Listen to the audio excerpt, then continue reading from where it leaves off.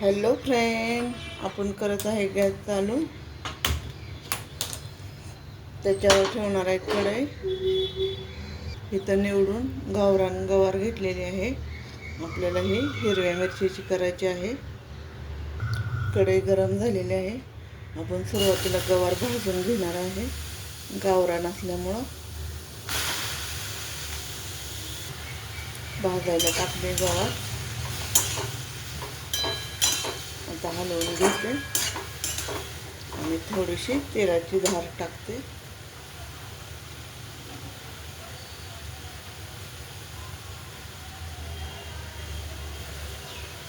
म्हणजे छान अशी भाजल गवार आपली.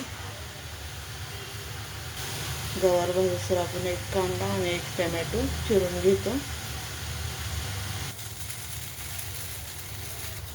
गवार भाजत आलेली आहे आपली छान अशी. पाहून घ्या. आता ही ताटलीमध्ये काढून घेते आणि तीच कढई गरम व्हायला ठेवते. परत एकदा गरमच आहे, पण थोडंसं तेल टाकून गरम करायचं फोडणीसाठी.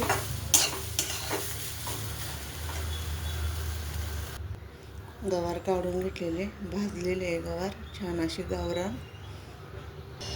तेल टाकून घेऊया जेवढं लागतं तेवढं आपल्याला.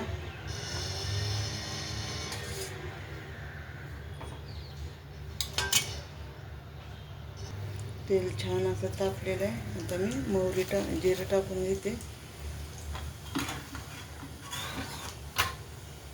इथं कांदा आणि टमॅटो चिरलेला कांदा टाकून घेते.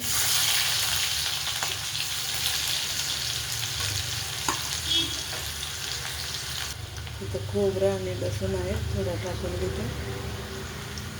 कांदा, खोबरं, लसूण एकजीव करून घेते. इथे हिरवी मिरची आहे ती टाकून घेते. लसूण नाही त्यात, नुसती हिरवी मिरची एकजीव करते तेलामध्ये.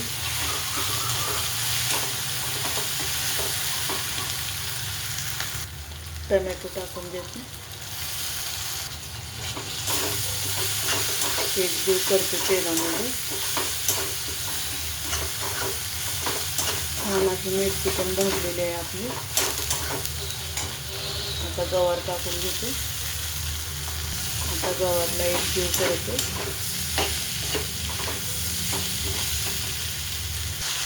हळद टाकते थोडीशी.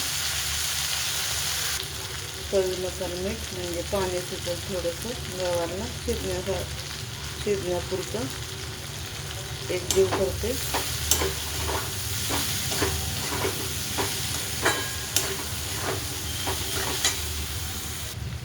थोडीशी कोथिंबीर टाकते. आता मी झाकण ठेवते 2 मिनिटासाठी गवार वापरण्यासाठी. आता आपण झाकून उघडून पाहूया. छान असे गवार लसलशीत झालेले आहे. म्हणजे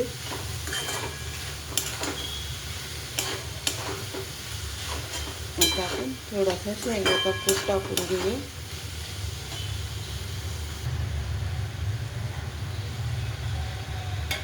थोडा जाडसर आहे.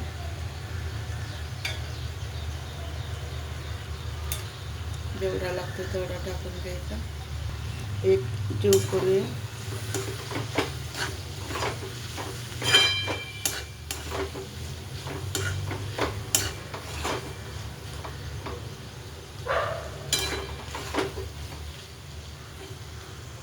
ह्या पद्धतीची आपली गवारची भाजी झालेली आहे. नक्की सांगा व्हिडिओ कसा वाटला. आवडला तर लाईक करा, शेअर करा, कमेंट करा. धन्यवाद.